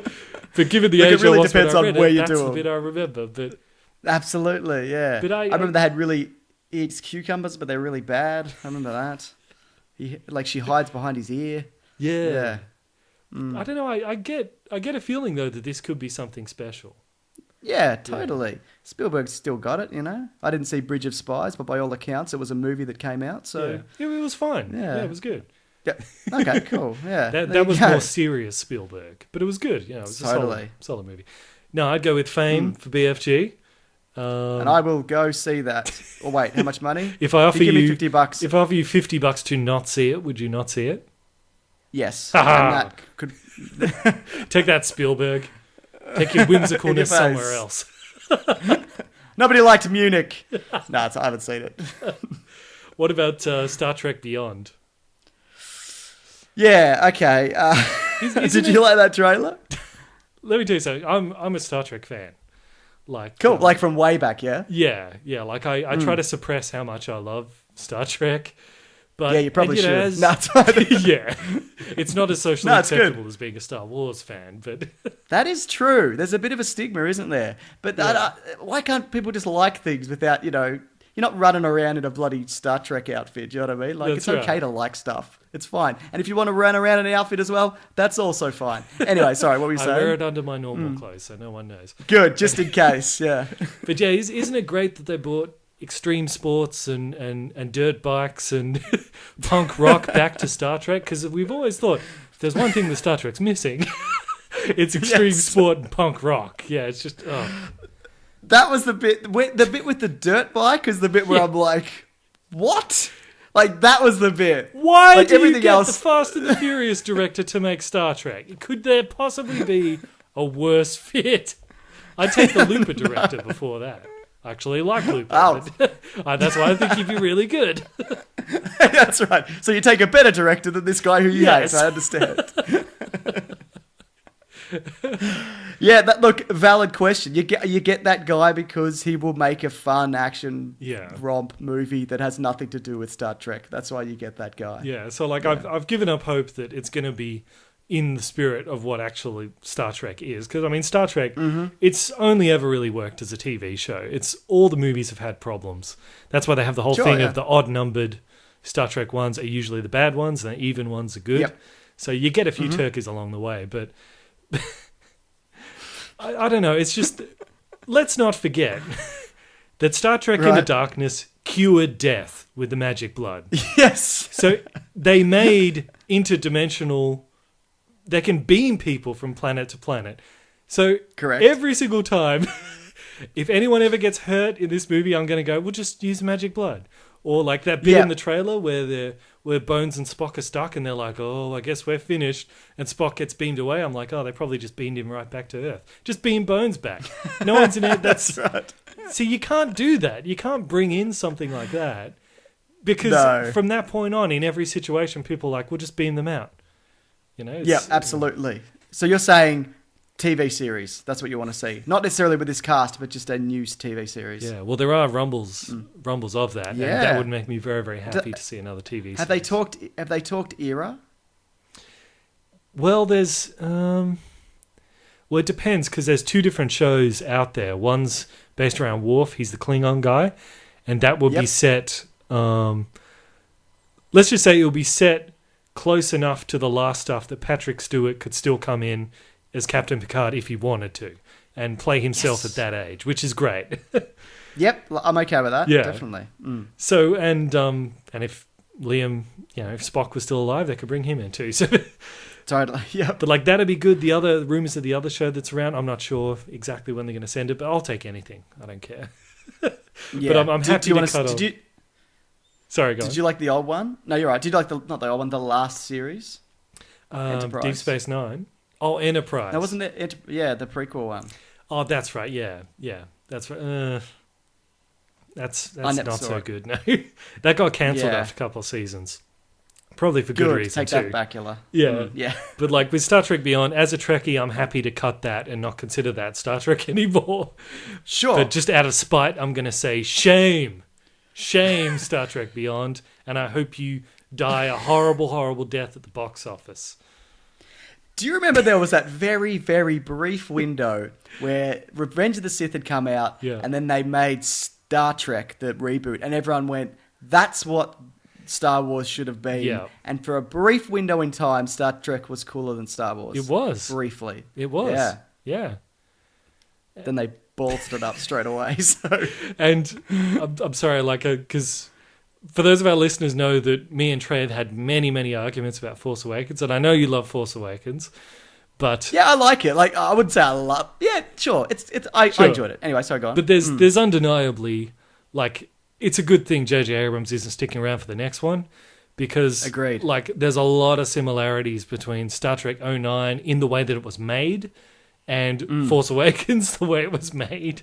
Yes. Oof. So, Yes. yeah, I think you've Exactly. said it on your podcast too. Like, J.J. Abrams is a good guy to get it set up and get it going, but then let someone else Yep. take it. And that's what they're doing. Totally. So I guess that 2009 Star Trek was like the sacrificial lamb to set us up for hopefully getting a good new Star Wars trilogy. I'll take it. I'm okay with that. I'll destroy a popular franchise for a franchise I like slightly more. I don't care. Yeah. What about Good stuff. Bourne 5? Do you reckon that'll matter? Is it officially titled Untitled Bourne, fifth Bourne film or something like that? It doesn't have an believe official I don't title think yet. Yeah, I don't think that. Yeah, I don't think they haven't given it a name. No. Yeah, I think they're just calling it Bourne 5. But look, it probably won't be the greatest movie ever, but I just think if Matt Damon's back, Yep. people will still enjoy it if Matt Damon's back, Sure, especially yeah. after The Martian. So I reckon that's a Exactly. pretty safe bet that it'll be successful. I agree. Did you like the Bourne films in general? Yeah, I did. Yeah. Not so much the Cool. one with Hawkeye in it. I didn't see that one. Yeah. You didn't miss much. The whole movie is him just going to Thailand to get a pill. That's pretty much it. That sounds amazing. I'm going to watch that right now. Excuse me for a minute. All right, the next big, it's pretty much all big ones from here on. We've only got Cool. 4 left. Oh, Jumanji, who cares about that?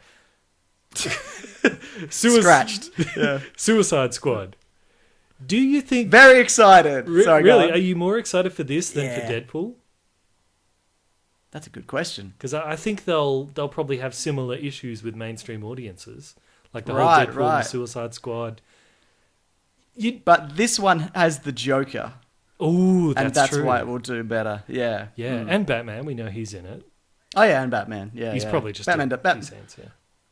Yeah, exactly. And no one cares about Batman when he's standing next to the Joker. So, nobody's like, Christian Bale was great in The Dark Knight. Nobody remembers that, and he was, except for the voice. Yeah, You know. that's right. But You know, I I think... think he's.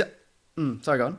No, it's all right. You go. You're the guest. No, I'm good. No, that's Okay. fine. I don't mind. It's all good. Well, I was thinking just before, like, Suicide Squad, it's funny because now we've had so many Batman movies. We've gone through a lot of the rogues gallery, but he's still got a lot of other rogues that haven't been used. Like I guess what I'm getting at is, like, Suicide Squad, like, there's Enchantress and people like El Diablo, where they've got either, like, magical abilities or supernatural abilities.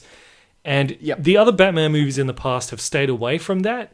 I hope Suicide Squad is an indicator that they're going head first into it and they're actually going to have magic, because that way we could see Yes. Batman fighting, like, Clayface or somebody like that. Oh my god, yeah, that would be amazing. Like, they've yeah. never done Clayface because it's too supernatural for the way the movies are done before. So I hope Suicide Squad's an indication that they're just going to do all that, because I would love that.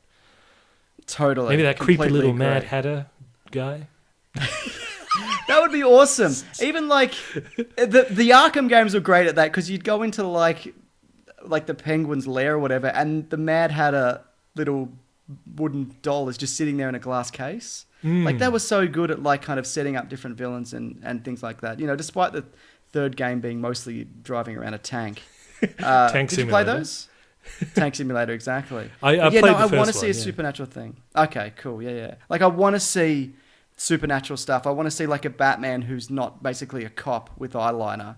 You know, I want Yeah. to see Batman who can fight a supernatural being or kill a croc, and even seeing, like, that Killer Croc, even though he's not, like, 9 feet tall, which he sometimes can be. He looks like Killer Croc. He's got, like, the teeth and his eyes are all weird and whatever. Yeah. I'm all for it. And he's Yeah. definitely like, I can't remember the actor's name, but the actor who plays him, he's that big African dude. He was in Oz. He was in Game of Thrones one of the times. He's been in loads and loads of stuff. but he's definitely a big, strong guy. So I mean, they definitely cast Killer Croc because he needs to be a big, strong guy. And I mean, like, definitely, you can't cast a guy the same size as the comic book character because he's like 8 feet tall. You know, so unless you're going to get the Big Show or something, sure. But, you know, it doesn't need to be maybe they'll like go towards that. Like Deadpool has an enormous Colossus, so maybe that's what, you know. And it took years to get to that point in the X-Men movies. You know what I mean? To not just have a guy in a rubber suit, no matter who they are. That's you know true. What I mean? Yeah. So, yeah. But no, I'm very excited for this. Are you? And you are? Yeah, I'm certainly excited. Hopeful. Because a lot of people have said maybe the reason Joker's in Suicide Squad is because the Suicide Squad is being sent out to get him. And I think that if that's the case, that could lead to some really interesting stuff, because a lot of the reason why Batman in the comics, why Joker in the comics is still alive is only because Batman doesn't kill. He won't kill him. Suicide Squad wouldn't have a problem with killing Joker. So I'd be interested to see how Joker's going to get out of, you know, having them go up against him. So I thought maybe it could end up with like a weird situation where Suicide Squad's got Joker cornered, they're about to kill him, and then Batman has to jump in to save the Joker. And Batman and Joker might have to like temporarily team up to get out of there and fight off the Suicide Squad. And like a weird, wacky situation like that, I think would fit with Suicide Squad because it's already weird and wacky. So exactly. I'm certainly excited for it. And that fits with all the characters and all their motivations and backstory. Like that would, something like that, an unusual scenario like that would still make so much sense and just be something different, you know? Yeah. And I'm hoping that's what this is. Yeah. Something different. And because even though we've had so many like superhero movies where they're like, the bad guy's now kind of the good guy and all the anti-heroes, still something about this feels different. It feels unique. Yes. You know? Yeah. It feels different because they've all probably got bombs in their heads. So yeah. Except that, I'm hoping they do that. Except that one guy in the picture with the ropes, he's probably going to get blown up right away. Yeah, I know, Remember right? the picture? You're like, these amazing characters, and this other guy. You're like, well, he's going to die. And Slipknot, I want to say. Yeah, I think or it might be like Slipknot, Noose, because he's got. I was going to say Noose Man, but yeah, that's right. Brilliant. He's the master of knots. That's an amazing power. Yes, it is. All right, what about Gambit in October 7? Okay, this isn't actually coming out this year. Like I talked about it, but no, it's been pushed back. Oh, okay. I guess that makes sense. We haven't really heard anything about it at all. Exactly. Normally we would have by now. Okay. That's right. Okay, well we can scratch it from the list. Do you care? Do you care or? I was just kind of curious about how they'd. It's like in the X-Men universe and the Marvel universe and now the DC universe. I was wondering how they're going to make Gambit unique. I know his powers make him unique, but I thought, is he just going to be another, sassy, smart-talking guy? Because there's already loads of them, right? I don't know. So I was curious for that, but who cares? It's 2017. Yeah, exactly. Are you upset they moved it back? Get out of here, Gambit. No, I'm completely indifferent. I wouldn't even care if they moved it forward and it had already come out. So it'll be it's fine. It'll be fine. I like the new director. I like Channing Tatum. Yeah, whatever. Yeah, he's good, Channing Tatum. Well, Doctor Strange comes out in the 4th of November. The Batch of Cumber taking on Doctor Strange. There's no way this movie can fail, right? Well, no. I'm not sure about the director, Scott Derrickson. Okay. He did Sinister, which is okay. Yeah. But no, I am really looking forward to this, though. That being said, I'm just looking up what Scott Derrickson else has done. He did Deliver Us from Evil, he did Exorcism of Emily Rose, and The Day the Earth Stood Still with Keanu Reeves. Oh, wow. So make of that what you will. But I know they're bringing in weird horror elements and magic and all that. So I'm sure he's a good fit. They picked him for a reason. Yeah. Well, in a weird way, those movies, I can see how you would see that and go, because they're all kind of got a bit of supernatural elements to them in one way or another. Yeah, absolutely. So I can see the logic in getting him as Doctor Strange, and the Benedict Cumberbatch. He's got that. Is it the Midas touch or the Midas touch, where everything you touch? Midas touch. Midas touch. There you go. Yeah. Where everything he touches turns to gold. Everybody just loves this guy so much. He can do no wrong. So I think it's a guaranteed success. Yeah, people were like, you were good in Star Trek Into Darkness, you were poorly cast or whatever, and your character wasn't well written, but he got off okay, you know? That's right, yeah. He's the kind of, even if he's in a bad movie like that, he's always the best part of it, you know? Definitely, Yeah. totally, yeah. No, I'm all for it. No, I'm very much looking forward to that one. And it's really going to open up the kind of magic element of the Marvel Universe, which they sort of did with Thor, but this is really like weird alternate dimensions and strange like tentacle monsters and demons. That's and what I shit, want. so- I want some more tentacle monsters. Exactly. My That's your favourite bit of thing. Force Awakens, yeah. Yeah, that was interesting, wasn't it? Yeah.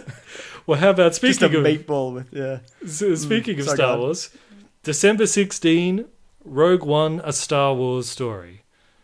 Not crazy on the name. I preferred the anthology, Star Wars anthology Rogue One, but Yeah. no, this is... I'm really looking forward to this. You? Oh, yeah, yeah. I'm just really, like, the prospect of a story in the Star Wars universe that doesn't have any Jedi in it fascinates me. Yes. And I love Totally. Jedis and lightsabers as much as everyone else, but that really fascinates me. And I think Yes. it's a chance for them to do something in the Star Wars universe where they don't necessarily need to follow sort of the Star Wars rules so much. Of like, because, Yep. all the Star Wars fans have an idea of everything needs to feel a certain way. And I think Yes. this being sort of an anthology frees them up a bit more to be more creative. So I'm Yep. really, really looking forward to seeing what they do. Totally, absolutely, and I'm hoping they kind of. That's why I'm kind of like, why are you doing a Han Solo movie when you can do stuff like this? You know what I mean? Like it just the idea, like it's such a simple premise, and it's set in an era that we've kind of seen before, but it's from a completely different perspective. You know, there's no. I said this the other day to someone, I can't remember. There's not going to be like a dropship fly in and 40 Jedi jump out of it. You know, there's going to be none of that. So. That's why I'm looking forward to this. Yeah. Yeah, absolutely. And it's set in the good old era of the original trilogy, isn't it? Yes. Or like just exactly. before it Yeah. begins. Just before. And there's going to be like the most Darth Vader we've seen. Oh, So, yes. Really, Yeah. I didn't know that. Really, so yeah. Well, that's the rumor, but you know why what? wouldn't you put him in it? That's something that I always felt was missing from the original trilogy. Is because like when I was a kid, like in A New Hope, and when Obi-Wan Kenobi he talks about Vader, and he's like, yeah, people turned to evil. He said he helped the Empire to hunt down and destroy the Jedi Knights. I got an image in my head of like a guy that has literally killed like hundreds and hundreds of Jedis. Just sort of Yes. like a Nazi hunting them down one by one across space, just ruthless. And I was like, oh my God, that's amazing. Yeah. And it turned out the killing Jedis was just massacring a group of kids in a room, and that's pretty much it. Anybody could letdown. do that. So yeah, a chance to exactly, see Vader at his peak of like Yes. evilness. Yeah, that really excites me. Totally. And look, I don't. What was I going to say? I know that he did. Well, in the comics, he does go and kind of slaughter other Jedi, and it happens in the. Like it's happening a bit in Rebels, where he's after the new Jedi or whatever, Kanan and that. But Yeah. yeah, It just to happened a bit see in video him games just like fully Force Unleashed, stuff like that. Yeah. exactly. Even though like it's not canon or whatever, like we have kind of seen it, but yeah, I really want to like this kind of Vader is, yeah, that totally. I There's think even a big that's- difference between. Sorry. No, you're right. Go on. It's just I think that's one of the most exciting parts of Vader's time, and we've never really seen it. No, So they had an opportunity to do it. They could have built a whole prequel around it, but they didn't. So That's there you right. go. But anyway, what were you going to say? I interrupted you. Sorry. I don't know. It doesn't matter. No, I don't remember. It'll come Probably back, yeah. nothing. Well, that's exactly. Yeah, this is a definite fame for me, and it's. Yep. I just think it's such a great time to be a nerd, because could you imagine like back when you were a kid if someone could tell you there's going to be a new Star Wars movie every year or almost every Yes. year? We wouldn't have believed Yes. it. We would have been, that's No, But it's absolutely not. and they're going to be good, more or less. More or less, yeah, exactly. My only fear of this that they got to overdo it.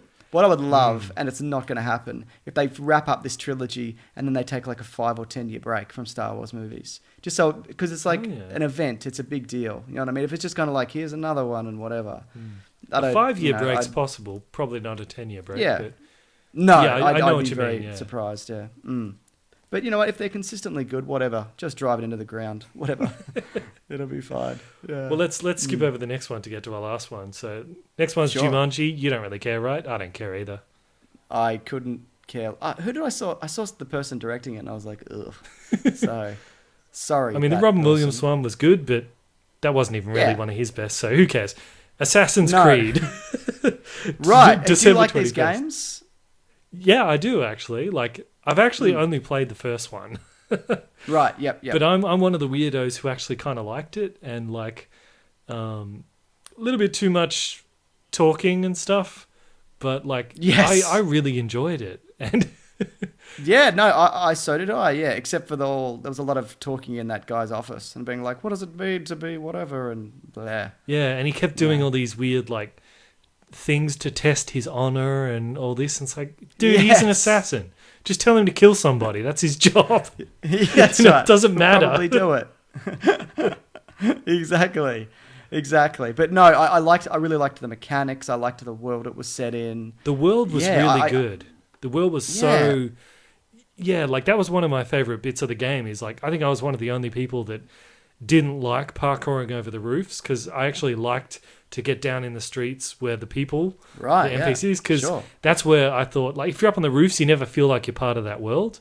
But as a Yep. history nerd, I was like, oh, this is cool. He's walking through markets Exactly. and stuff. So if they could And that's recreate what was great about that that'd be game awesome. as well. So go on. No, that's right. I was done. Okay. I was going to say, that was what was great about that game as well. If you wanted to walk in the streets or whatever, you could do that, or just take to the roof. Like that was, and look, I don't know.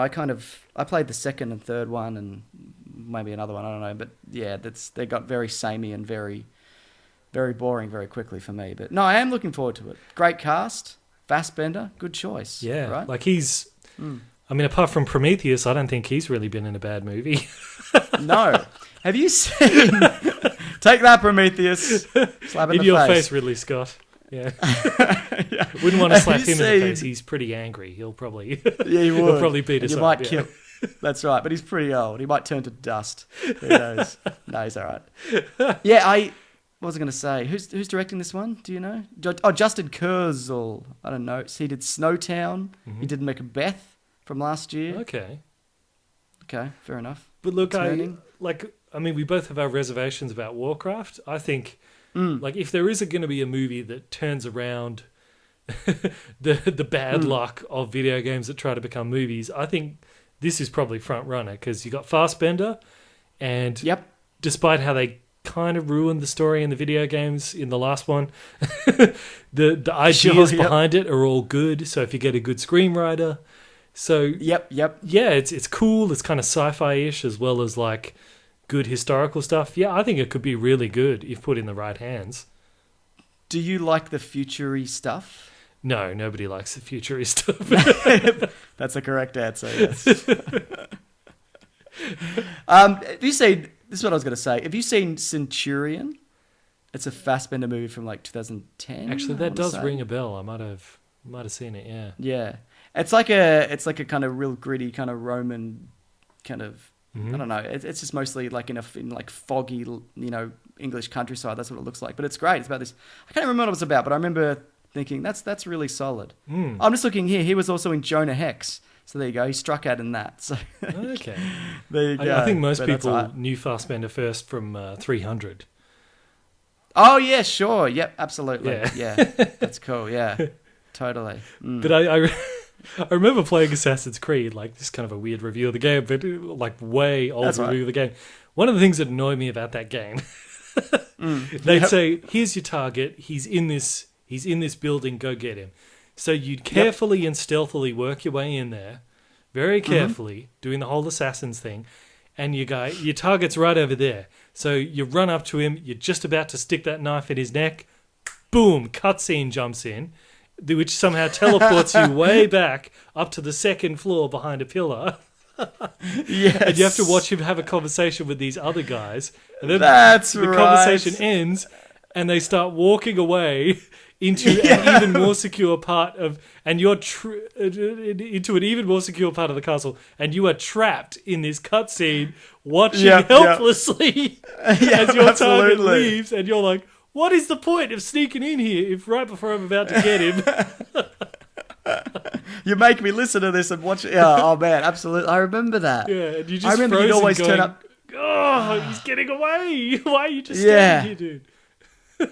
I remember like you'd go into like a crowded town square and then he'd be like giving a speech on a podium and you're like, God damn it. You have to listen to him prattle on and on. Like, I'm going to kill you so much. Just as soon as you shut your stupid mouth. Yeah.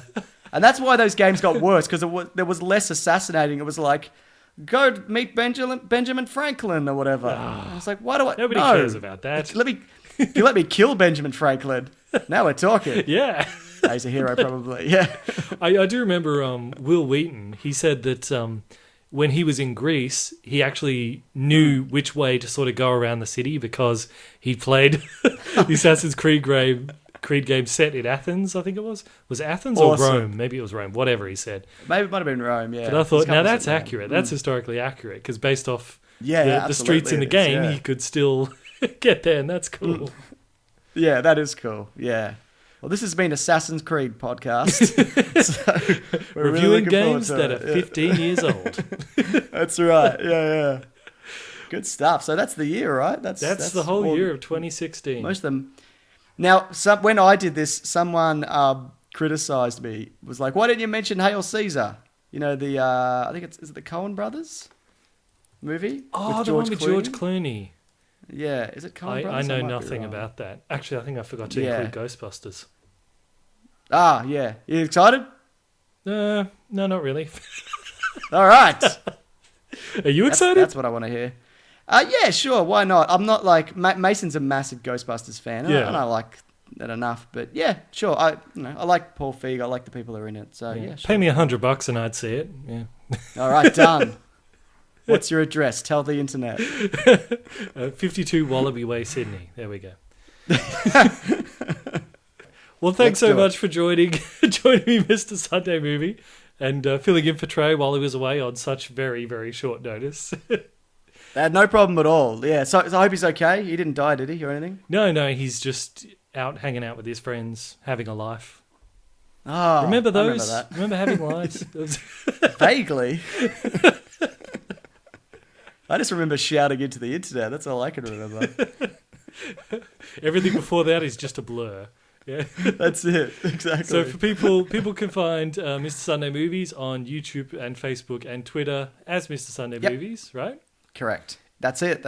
And the Weekly Planet. Sorry, you go ahead. You say it. No, it's fine. No, it's with the Weekly Planet podcast. Yeah, that's all the things. Yeah. Excuse me. I'd like to ask you a few questions.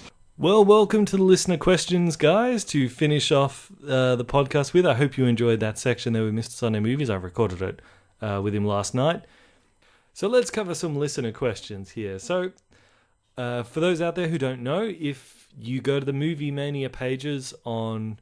you just go to Facebook and search for Movie Mania Podcast. You'll find our official page. Anyone can submit any question to that page, and me and Trey will answer it here. Or you can find the Movie Mania Podcast on Twitter. We also have a page for that. You can just tweet at us a question or just anything else you're interested in showing us, like weird pictures. And actually, while I think about it, I want to thank, let's see, where is it? Edgar at Spaghetti Eater, who sent me a picture, because I think last week in Listener Questions, I came across this picture and we didn't quite know what to make of it. It was a Photoshop picture of Kilgrave, but with like General Zod, like Michael Shannon's face photoshopped on, and we didn't quite know what to make of it. But Edgar got in touch with me again and said that's because a while back he asked, what celebrity, he asked me, I think it was, or he asked both of us, but he said, like, what celebrity do you look like? And I said, I look like a cross between Kilgrave and General Zod. So he actually went and he photoshopped the two of them together, and it's really good Photoshop, and it's pretty hilarious. And so if you want to get like kind of an idea of what I look like, although mind you, I showed that to my friends and they're like, you don't look like that. There's no way you look like that. You wish you look like that. because it's like Kilgrave's hair, but General Zod's face. And I thought it's actually kind of the other way around. It's more General Zod's hair with Kilgrave's face. But regardless, I want to say thanks, Edgar, for that. That was really good. It got me. I got a good kick out of that. So, listener questions. Okay. Shazib Ali says, podcast idea. Oh, this is not so much a question, it's an idea. He says, ambiguous endings explained. Discuss movies that have ambiguous endings, like American Psycho, for instance. What do you think happened? That's actually a really good idea for a podcast. You know, we could cover like American Psycho, we could cover like Inception, stuff like that. What do we think happened? For American Psycho, I think it was all a cocaine-induced hallucination. That's what I think it was. What other explanation could there be, really? But yeah, thanks for that suggestion. Actually, we'll do a podcast on that, or maybe we'll just include it as like a homework topic or a smaller topic or something like that. But moving on, Starheart Fallen Star, very elaborate username there, has 3 different questions. Questions for the next podcast, gentlemen. So, Bandit, if you're working full-time on your YouTube channel now, does that mean that you're on Disney's payroll? The mouse did own Maker Studios after all. That's weird. Probably should have pre-read these. Yeah, that's... Okay, yeah, there's a YouTube network called Maker Studios that manages a bunch of YouTube channels. Mine is one of the ones they manage. So I'm networked with them. And Disney has bought Maker Studios. So technically, yes... I am on Disney's payroll, so maybe I should stop talking so bad about Force Awakens. Or any Marvel property for that matter. So yeah, I guess technically I am on Disney's payroll. Second question he asked was Star Wars related. With the success of Marvel Netflix series, if Disney would make a Star Wars TV/Netflix series, what would you want the theme or the story to be about? Maybe a political thriller, Game of Thrones style, an Old Republic era. Did have many good elements about the Cold War between the Russian and the Sith Empire. Yeah, you got some good points there. I think, if they were going to make a Netflix Star Wars series, I'd like to see one, because everything we've seen has sort of been like Jedi training from the light side. I'd like to see maybe like in the Old Republic time or some other time where the Sith kind of were more of a force and they had like their schools. I'd like to sort of see it from the dark side. Like, yeah, there's an apprentice who's sort of taken on by a Sith master, and he's like trained up and he's schooled in how to be a Sith, and then eventually he's like graduates and he's able to go and fight a Jedi for the first time. I'd like to see something like that. Star Wars from the opposite side. And for a Netflix series, that'd be really interesting. But also, but yeah, also just other, I'd like to see stuff like maybe Tales of Bounty Hunters or something. Like something in Star Wars universe that's not necessarily just about Force users, because it's a rich enough universe that it's kind of like you could do sort of any kind of genre in there. You could do a Western, you could do a sci-fi, you could do horror, you could do pretty much anything you wanted. So yeah, I'd like to see maybe Tales of Bounty Hunters that go in different any number of directions. That'd be great. It's like this is something I talked about last night with Miss Sunday Movies about Rogue One. Seeing like stories about not necessarily Force users in that universe is a really cool prospect. Third question is still Star Wars related. We should start calling this podcast the Star Wars Mania podcast. Every speculation about Episode 8 seemed to jump to the conclusion that Luke would train Rey to become a Jedi. But considering the reason, brackets, or part of the reason, why Luke went into exile was that his apprentice fall to the dark side. What if the movie opening with Luke saying to Rey, "No, I don't want to keep the lightsaber, but go away"? Wouldn't that be a more interesting scenario? I think it's guaranteed that he will train Rey, but I mean, you're right.